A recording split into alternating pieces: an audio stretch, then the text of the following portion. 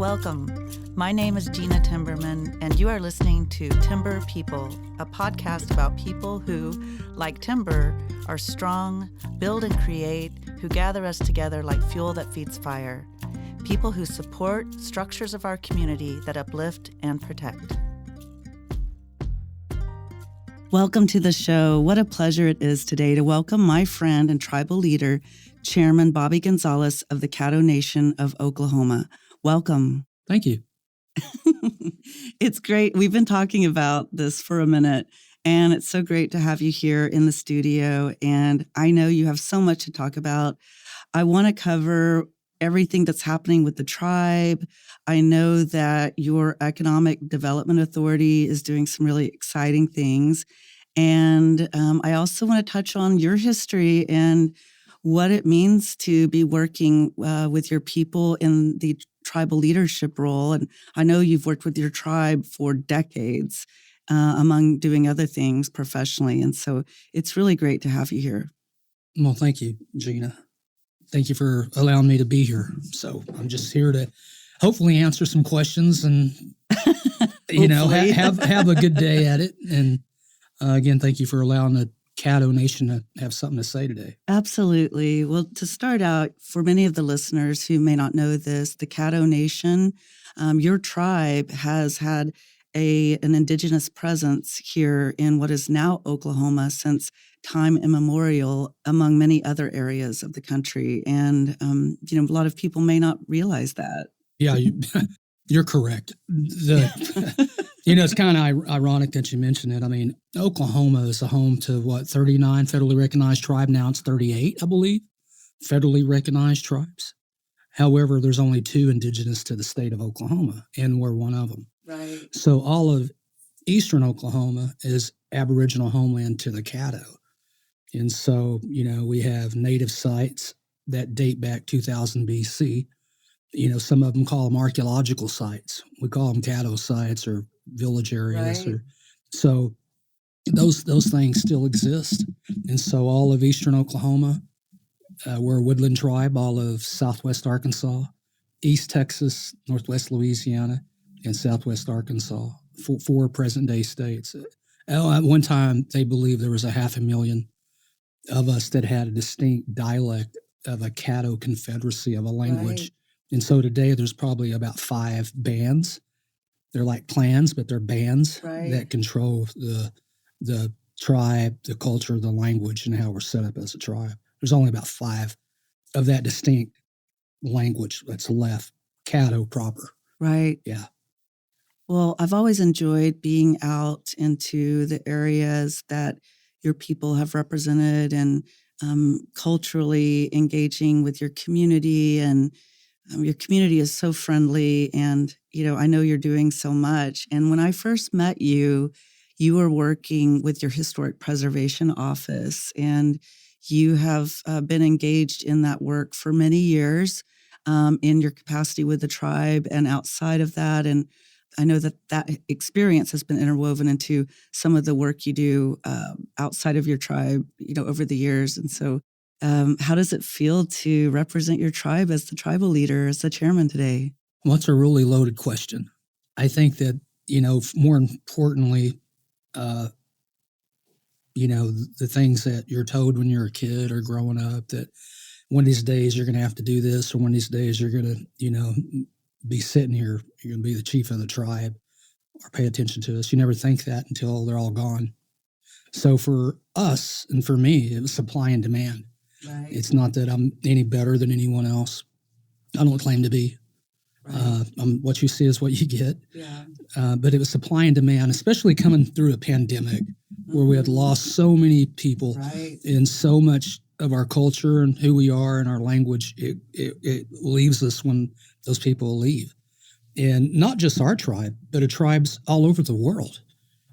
So when we started losing a lot of our people during this pandemic, and it's not the first time the Caddo or other communities have been in pandemics. We've suffered one 500 plus years ago. That's what wiped out the Caddo was a pandemic. So, but we're still here.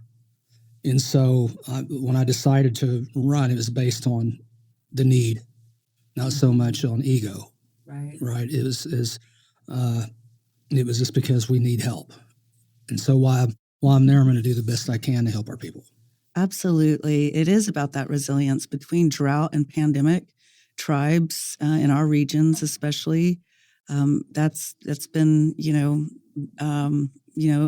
game changing over time. And I think it is really special when tribal leaders and others know about our tribal historic preservation needs, NAGPRA, and what that means historically, but for the future with the new regulations. And so I greatly appreciate the fact that you're knowledgeable, and thank you for your willingness to serve on the panel for the Oklahoma Museums Association NAGPRA workshop. That's important, and your history and experience will be meaningful and educational for the participants. Yeah. If we go back to the NAGPRA rules and regs, it's civil rights legislation. Right. It's all relates back to AIM and the American Indian movement, and further back, if you look at the history, 10, 20 years, you had this group of people leading this effort.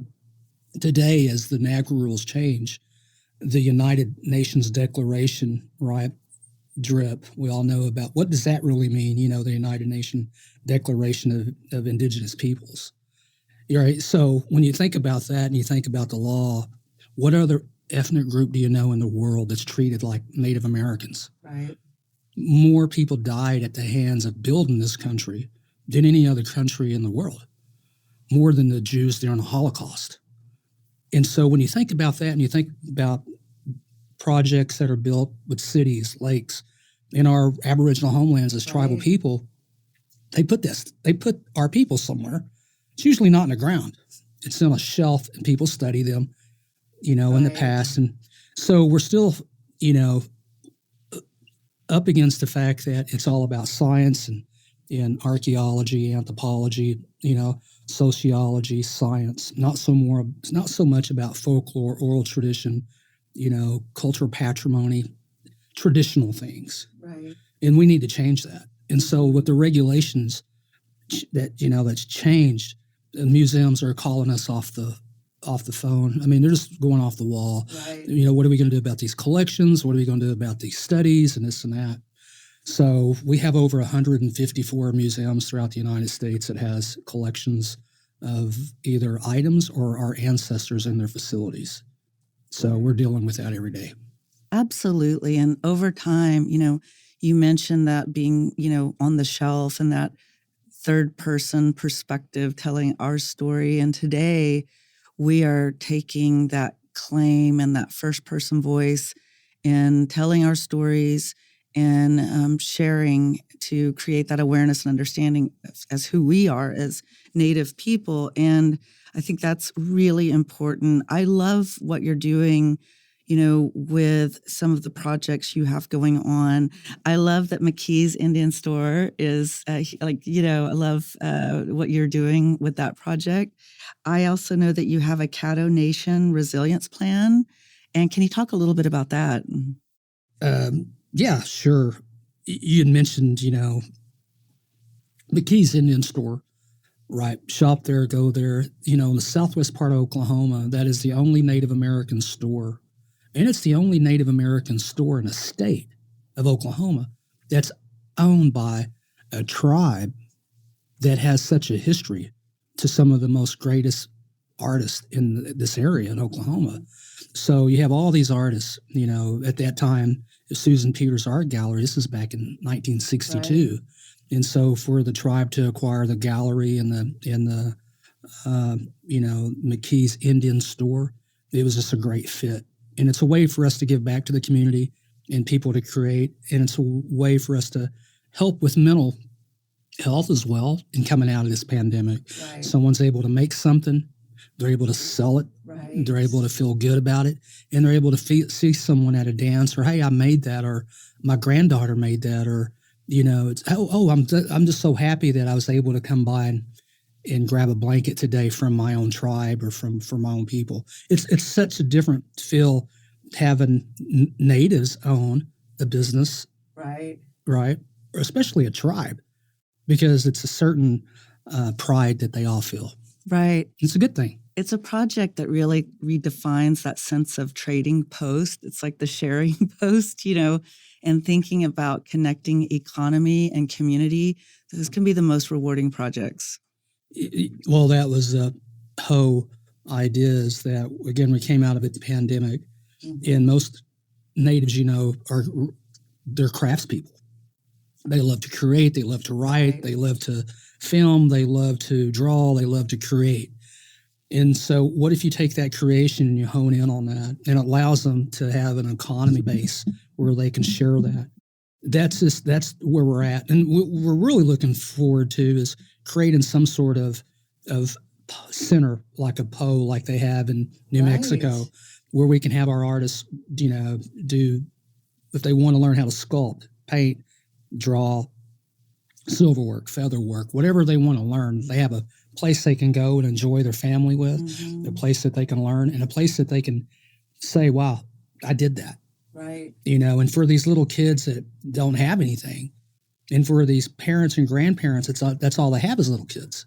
It's good for them. Absolutely. And you have so many talented tribal members. When I think of people like Jerry Redcorn, Raven Half Moon, Leslie Half Moon. I mean, I love Stacy Half Moon. I love that family so much, and many other artists and people. I know that that's a really special place to create and cultivate identity and again, community. Like T.C. Cannon. Oh, yeah. We were talking, sitting down, and I love what you're doing with the T.C. Cannon pieces and celebrating his work, his life, his legacy, and really bringing, these pieces of art home back to the people. Can you talk a little bit about that? And I also want to, again, touch on the resilience plan. Oh, yeah. So T.C. Cannon is Caddo and Kiowa. He grew up in Gracemont, Oklahoma, and he was killed at an early age, at 31, in an automobile accident. And a lot of things that he wrote, he talked about his own death, unfortunately. However, he grew up with our people and in community with people of, that were involved in our tribe culturally and traditionally. So when you read a lot of his poems and things that he wrote, if you know our history, you can relate to it really well. T.C. Cannon, although he lived to be 31, today he's being looked at as one of the greatest artists to ever create work here in the Americas, as one of the greatest artists of the 20th century. Right. And so most of his collection are all in private collections. It's around 900 pieces. So we was able to find some pieces that, one particular that he signed before his death. These are block prints, and we're able to capture 5 in Santa Fe at a gallery called the Zeppelin Gallery. And what we was able to do is bring those home, because we can tell the story about not only how he grew up, but also the culture and the traditions and the things that he grew up with, the hardship, the pain, the good things. And he talks a lot about him going to war. And we all know what causes, when you go to war, wars of last resort. We see what's going on in Ukraine. We see what's going on right in the Mideast and all over the world. It's just troubling times, right? If you look at the news. However, if you look at our culture and who we are and pandemics, and you start to look at the different tribes on this continent, and you start to look at these individuals that are key individuals within our tribes, they had some wisdom, because they can draw in the culture that they lived at that present time. So we need to, one, make sure everyone knows who T.C. Cannon is, what his writings are about, his poetry, and about war, and about why we shouldn't go to war, and how we can create and tell these great stories and how they're still impacting us today. It's important for us because our kids that are in school never heard of people, like Jesse Ed Davis, who's a famous guitarist who's from Anadarko, who was, I think, Kiowa and Comanche, and played a lot of music with John Lennon and other people. Right. No different than T.C. Cannon painting with some of the greatest artists in the world at the time. People need to know who these people are. Mm-hmm. They're not just someone that's part of history.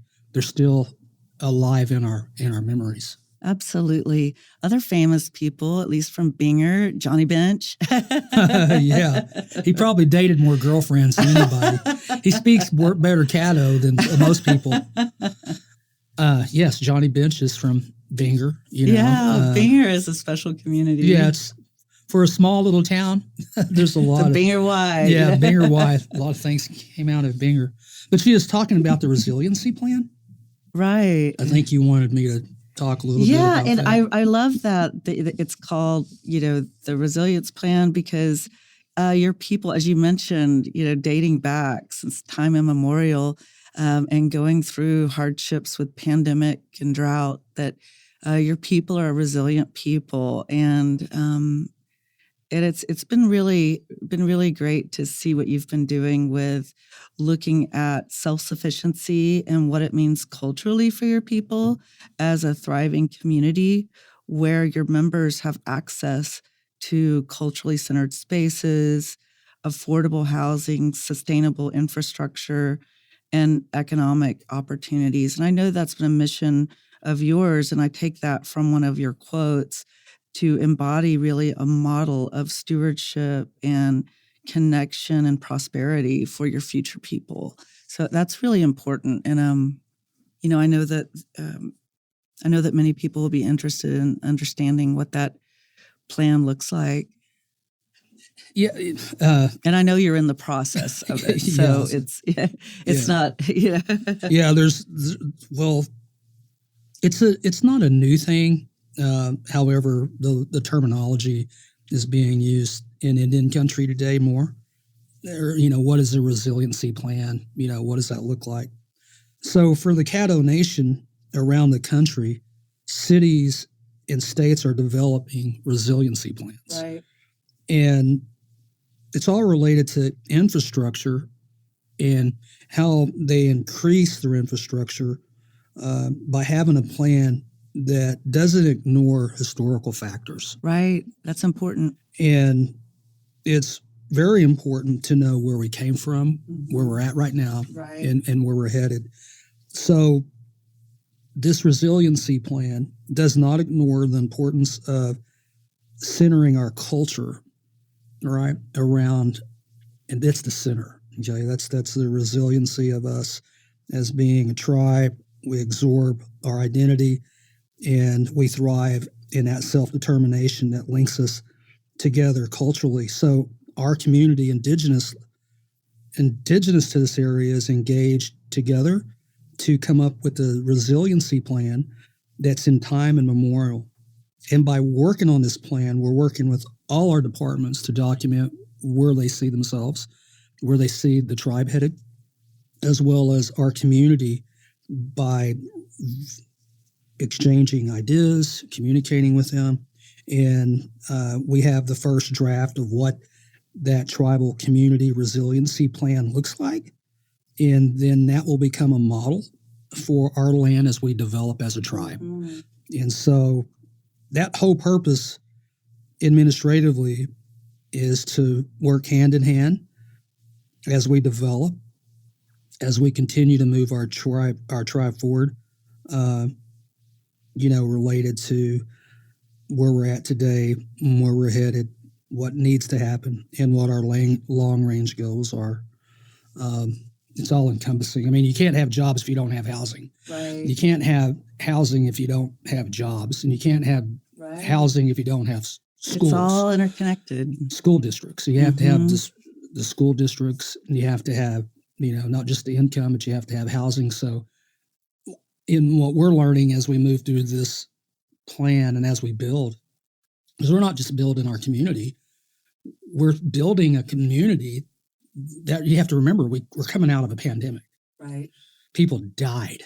Mm-hmm. Right. And we have to be mindful of the fact that people had died around the world related to this pandemic. And we were able to secure treasury dollars related to, they were all competitive dollars, like a city, a municipality, or a state. how do we use those dollars? How are we conservative with those dollars? How do we move our tribe forward? And how do we go after other dollars to make that happen? But you also have to hire the right people.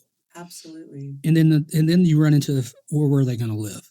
Then you run in, well, where's the schools at? So it's a trifecta thing. Right. This resiliency plan talks about education from K through 12 and higher ed and adult ed and STEM. It talks about our programs, our tribe. It talks about moving our tribe from point A to point B. Right. We're talking about for the next 500 to 1,000 years. We're not talking about the next 200. We're talking about what is it going to take? And none of us know what tomorrow holds. Right. But I'd rather be proactive than reactive if something happens. So we're planning it out as we move along with the people, for the people, right along with all of us. Right. Hand in hand. And it's really rewarding to see what all the conversations are about. I mean, you'd be amazed. Someone wants to plant 2,000 acres of cucumbers. Right. And the next person can't stand cucumbers. They'd rather see solar.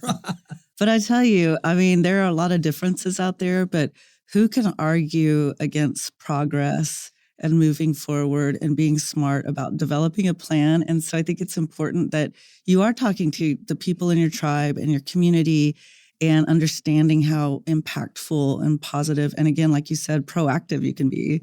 Yeah, it's important. I kind of like to, you ask, for a long time, I used to think if I was to die tomorrow, what would my tombstone say? How would it read, and what would people say about it?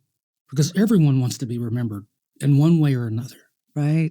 Your legacy. Right. And so I think that everyone wants to be remembered in one way or another.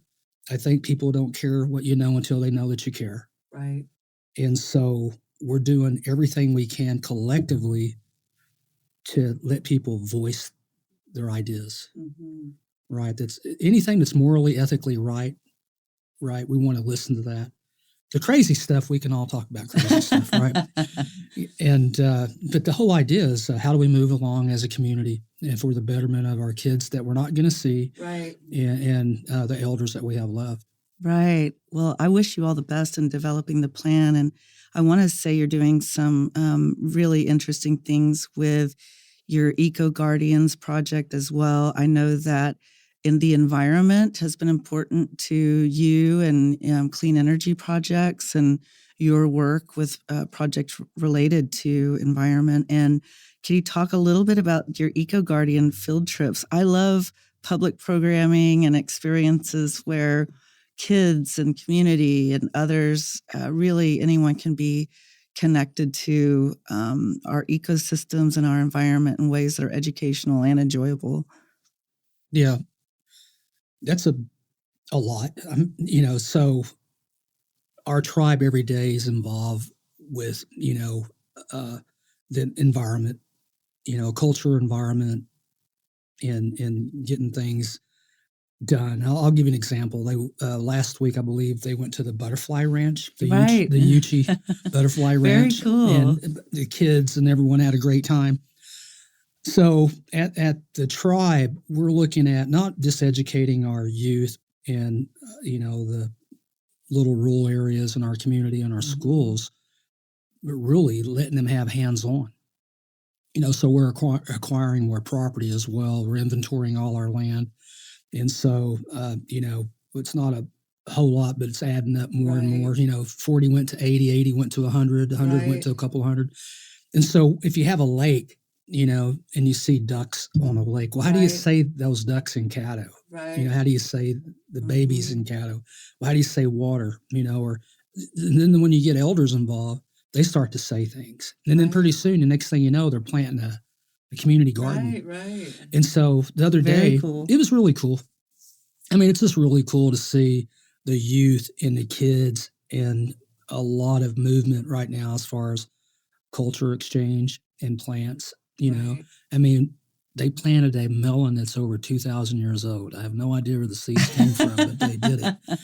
And so I'm not going to eat that melon. Right. But yeah, it's we purchased about 200 acres. Caddos are farmers. Right. And so we've been working with USDA and what it looks like to food sovereignty. What does it look like in a food desert? And how do we capitalize on making sure our people have plenty of food? Right. The right food, not the diabetes food. Yeah, we have to nourish our bodies and our minds. Right. Yeah. Well, Gena, that's the whole thing. How do we educate our people? How do we empower our people, for one? Educate each other, right, for the betterment of all of us, right, and move together as a community.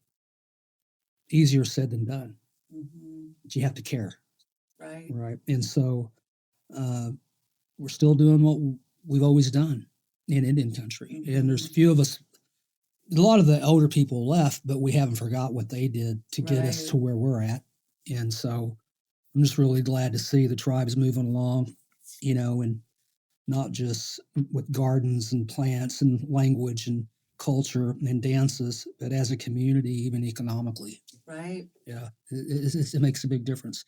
So since you mentioned it, we're planning on having at OU, at the Sam Noble Natural History Museum, a Native Energy Symposium on renewable energy. Wonderful. And when will that be? That's going to be September the 12th and the 13th. Oh, great. And we're inviting all the tribes. And we're also got an invitation to the Department of Energy and the Secretary of Energy. If she can't make it, hopefully she'll send someone. Right, of course. That can. And so that's going to be in partnership with OU and the Caddo Nation. Terrific. I love that. And it's, how do you transition to a cleaner source of energy with, and then what does that look like? Right? Because in the state of Oklahoma, we're a fossil fuel tribe, oil and gas. But if you're going to transition to a cleaner fuel, how do you do it? Right. And what's the method? And where are the tools to make it happen? And so this whole conference is about energy. What does energy sovereignty look like? And bringing people together in tribes to really have some, give and take on what their needs are as a community. Right. So it's there's that, and then you had mentioned something else. There's a symposium stuff, and I know there's one other thing.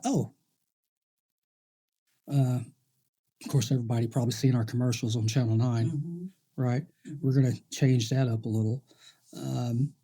But there's some pretty cool, exciting things going on at the moment. Right. I love your newsletter as well. Oh, yeah. That's been a year in the making. Right. And I love the website as well. It's mycaddonation.com, where one can learn a little more about the calendar, what's coming up, and the history of the tribe and different areas of programming.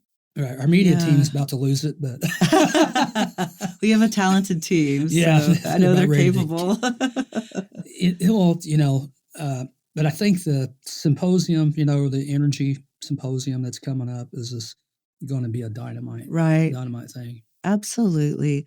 Well, Chairman Gonzalez, thank you so much for being on the show, my friend. And it's just been great to just have this conversation with you, and always special to be connected with our community on the show. So thank you so much. No problem. Thank you. Yakoki, thank you for joining us. Timber People is brought to you by the Possibilities Podcast platform.